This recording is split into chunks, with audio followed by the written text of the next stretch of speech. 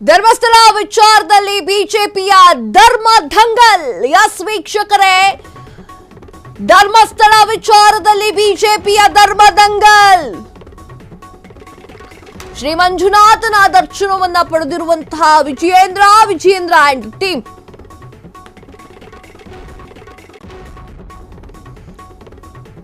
ಬೆಳ್ಳಂಬೆಳಗ್ಗೆ Vijayendra, CT Ravi, SR Vishwanath, Chalavadi Narayana Swamy, captain Brijesh Chowta, Vedavyas Kamath, Gururaj Gantihole, Pratap Simha Nayak, Harish Poonja, Girish Kumar Kodgi, Yashpal Suvarna, Dhananjaya Sarji ಸೇರಿ ಬಿಜೆಪಿಯ ಅನೇಕರಿಂದ ದೈವ ದರ್ಶನವಾಗಿದೆ. ಧರ್ಮಾಧಿಕಾರಿ ವೀರೇಂದ್ರ ಹೆಗ್ಗಡೆ ಭೇಟಿ ಮಾಡಿದಂತಹ ಬಿಜೆಪಿಗರು ಶ್ರೀಗಳ ಆಶೀರ್ವಾದವನ್ನು ಪಡೆದು ವಿಜಯೇಂದ್ರ ಅಂಡ್ ಟೀಮ್ಗಳು ಹೊರಟಿದ್ದಾರೆ. ಧರ್ಮಸ್ಥಳ ವಿಚಾರದಲ್ಲಿ ಬಿಜೆಪಿ. ಎಸ್ ವೀಕ್ಷಕರೇ, ಧರ್ಮಸ್ಥಳ ಫೈಲ್ಸ್ ವಿಚಾರಕ್ಕೆ ಸಂಬಂಧಪಟ್ಟಂತೆ ಎಸ್ಆರ್ ವಿಶ್ವನಾಥ್ ಅವರು ಮೊದಲೇ ಹೇಳಿದ್ರು, ನಾವು ಜಾಥಾ ಕೈಗೊಳ್ತೀವಿ ಅಂತ ಹೇಳಿ. ಸಾಕಷ್ಟು ಜನ ಬಿಜೆಪಿಯ ನಾಯಕರು ಅವರು ಮೊದಲೇ ಹೇಳಿರೋ ಹಾಗೆ ನಾವು ಗಾಡಿಗಳನ್ನ ತೆಗೆದುಕೊಂಡು ಧರ್ಮಸ್ಥಳದ ಕಡೆಗೆ ಪ್ರಯಾಣವನ್ನ ಬೆಳೆಸ್ತೀವಿ ಅಂತ ಹೇಳಿ ಎಸ್ಆರ್ ವಿಶ್ವನಾಥ್ ಅವರು ಹೇಳಿದ್ರು. ಅದೇ ವಿಚಾರಕ್ಕೆ ಸಂಬಂಧಪಟ್ಟಂತೆ ಇವತ್ತು ಬೆಳಗ್ಗೆ ಹೋಗಿ ಮುಟ್ಟಿದ್ದಾರೆ. ನೇತ್ರಾವತಿಯಲ್ಲಿ ಸ್ನಾನ ಮಾಡಿ ದೇವರ ದರ್ಶನವನ್ನ ಪಡೆದು ವೀರೇಂದ್ರ ಹೆಗ್ಗಡೆ ಅವರನ್ನು ಕೂಡ ಭೇಟಿಯಾಗಿದ್ದಾರೆ. ಧರ್ಮದ ದಂಗಲ್. ಎಸ್ ವೀಕ್ಷಕರೇ, ಏನು ಅಂತಂದ್ರೆ ಧರ್ಮಸ್ಥಳ ಪ್ರಕರಣಕ್ಕೆ ಸಂಬಂಧಪಟ್ಟಂತೆ ಹಿಂದೂ ಧರ್ಮದ ವಿಚಾರವಾಗಿ ಸಾಕಷ್ಟು ಫಂಡಿಂಗ್ಗಳು ಕೂಡ ಬರ್ತಾ ಇದೆ ಕೇರಳದಿಂದ ಎನ್ನುವಂತಹ ಸುದ್ದಿ ಹರಿದಾಡ್ತಾ ಇತ್ತು. ಈ ಸುದ್ದಿಯನ್ನ ಹೇಳಿದವರು ಬೇರೆ ಯಾರೂ ಅಲ್ಲ, ಬಿಜೆಪಿಯ ಹಲವಾರು ನಾಯಕರು. ಅದಕ್ಕೆಲ್ಲದಕ್ಕೂ ಬ್ರೇಕ್ ಹಾಕಲಿಕ್ಕೆ ವಿಜಯೇಂದ್ರ ಅಂಡ್ ಟೀಮ್. ಇದರಲ್ಲಿ ನೀವು ಗಮನಿಸಬೇಕಾಗಿದ್ದು ಆರ್ ಅಶೋಕ್ ಅವರಿಲ್ಲ, ಇದನ್ನು ಕೂಡ ಗಮನಿಸಿ. ಅದು ಬಿಡೋಣ, ಈಗ ಸೈಡಿಗೆ ಬಿಡೋಣ.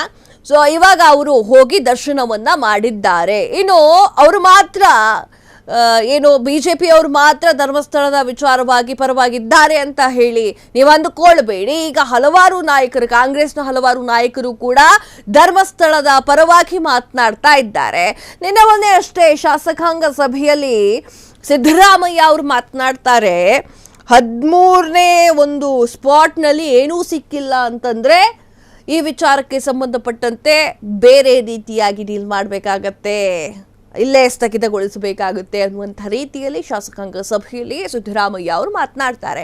ಇನ್ನು ಡಿ ಕೆ ಶಿವಕುಮಾರ್ ಅವರ ವಿಚಾರಕ್ಕೆ ಬರುವುದಾದ್ರೆ, ಡಿ ಕೆ ಶಿವಕುಮಾರ್ ಅವರು ಇದು ಷಡ್ಯಂತ್ರ, ಇದು ಧರ್ಮಸ್ಥಳದ ಮೇಲೆ ಮಾಡಿರುವಂತಹ ಷಡ್ಯಂತ್ರ ಅಂತ ಹೇಳಿ ಅವರು ಕೂಡ ಸಾಕಷ್ಟು ಬೈಟ್ಗಳನ್ನ ಕೊಟ್ಟಿದ್ದಾರೆ. ಇಷ್ಟು ದಿನ ಕಾಂಗ್ರೆಸ್ನ ಸಾಕಷ್ಟು ನಾಯಕರು ಇದು ಸತ್ಯವನ್ನ ಹೊರಗೆ ತರುವಂತಹ ಕೆಲಸ ಅಂತ ಹೇಳ್ತಾ ಇದ್ರು. ಈಗ ಅದೆಲ್ಲ ಬದಲಾಗಿದೆ. ಎಡಪಂಥೀಯರನ್ನ ಕೇಳಿ ಎಸ್ಐಟಿ ತನಿಖೆ, ಅಪಪ್ರಚಾರಗಳಿಗೆ ಕಡಿವಾಣ ಹಾಕದೆ ಅಪಚಾರ.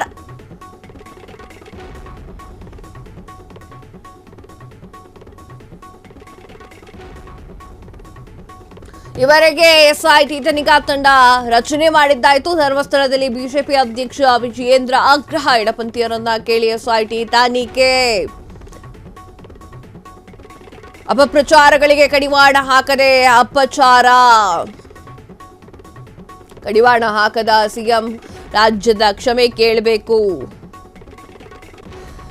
ಧರ್ಮಸ್ಥಳದಲ್ಲಿ ಬಿಜೆಪಿ ಅಧ್ಯಕ್ಷ ವಿಜಯೇಂದ್ರ ಅವರ ಆಗ್ರಹ.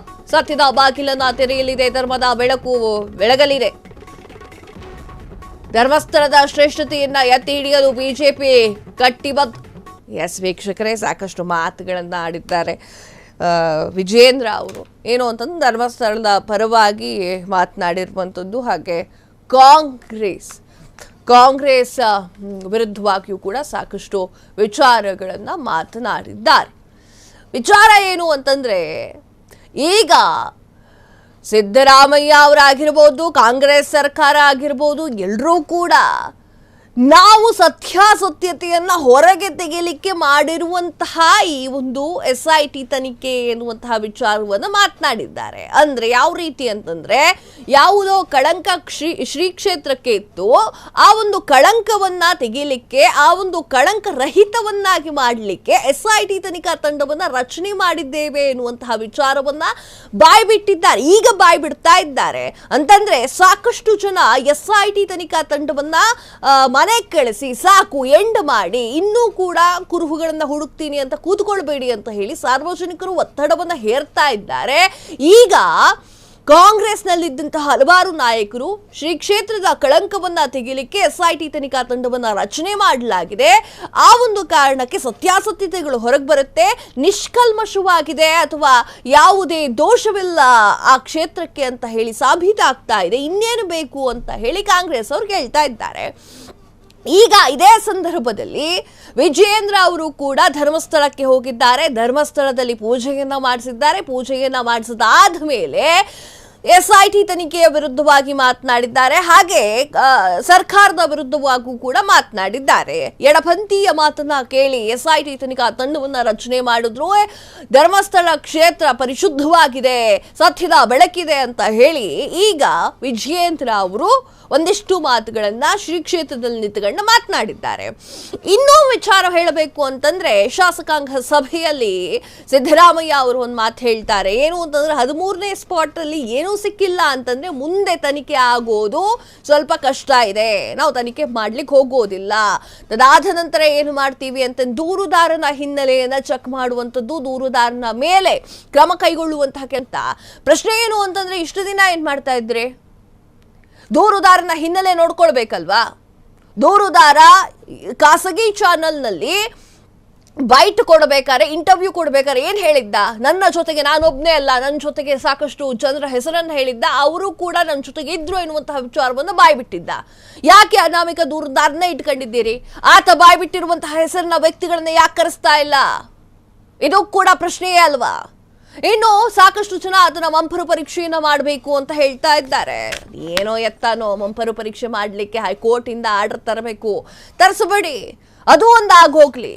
SIT ತನಿಖಾ ತಂಡವನ್ನೇ ರಚನೆ ಮಾಡಿದ್ದೀರಾ ಅಂತಂದ್ರೆ ಇದು ಯಾವ ಲೆಕ್ಕ? ಇನ್ನು ಸರ್ಕಾರಕ್ಕೆ ಕೇಳಬೇಕಾಗಿರುವಂತಹ ಒಂದು ಪ್ರಶ್ನೆಯೂ ಕೂಡ ಇದೆ. ಸಾರ್ವಜನಿಕರ ಒತ್ತಾಯದ ಮೇರೆಗೆ ಈ ಒಂದು ಪ್ರಶ್ನೆಯನ್ನ ಕೇಳ್ತಾ ಇದ್ದೀನಿ.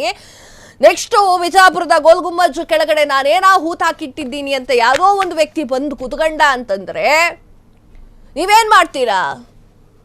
ಗುಮ್ಮಜ್ಗಳನ್ನ ತೆಗೆದು ಹಾಕುವಂತ ಕೆಲಸವನ್ನ ಮಾಡ್ತೀರಾ? ಗೋಲ್ ಗುಮ್ಮಜ್ಜನ್ನ ತೆರವುಗೊಳಿಸ್ತೀರಾ? ಏನ್ ಕತೆ ಏನು? ಈ ರೀತಿ 1000 ಜನ ಬರ್ತಾರೆ, ಇವರಿಗೆ ಉತ್ತರವಾಗಿ ಇದನ್ನೇ ಮಾಡ್ತೀರಾ? ಇದು ಕೂಡ ಪ್ರಶ್ನೆಯೇ. ಗೋಲ್ ಗುಮ್ಮಜ್ ಕೆಳಗಡೆ ಯಾವನೋ ಅನಾಮಿಕ ಬಂದ್ಬಿಟ್ಟು ನಾನು 100 ಶವಗಳನ್ನು ಹೂತಾಕಿಟ್ಟಿದ್ದೇನೆ ಅಂತ ಹೇಳಿದ್ರೆ ಗೋಲ್ ಗುಮ್ಮಜನ್ನ ಕೆಳಗುವಂತ ಕೆಲಸವನ್ನ ಮಾಡ್ತೀರೇ? ಇಲ್ಲ ಅಲ್ವಾ? ಆತನ ಹಿನ್ನೆಲೆಯನ್ನ ಯೋಚನೆ ಮಾಡ್ತೀರಾ ಅಲ್ವಾ? ಈಗಲೂ ಕೂಡ ಅದೇ ಮಾಡಿ. ಕ್ಷಣ ಕ್ಷಣದ ಸುದ್ದಿಗಳಿಗಾಗಿ ಫ್ರೀಡಂ ಟಿವಿ ಸಬ್ಸ್ಕ್ರೈಬ್ ಮಾಡಿ, ಲೈಕ್ ಮಾಡಿ ಹಾಗೂ ಫಾಲೋ ಮಾಡಿ. ಹೊಸ ಸುದ್ದಿಗಳ ನೋಟಿಫಿಕೇಶನ್ಗಾಗಿ ಬೆಲ್ ಐಕಾನ್ ಮೇಲೆ ಕ್ಲಿಕ್ ಮಾಡಿ.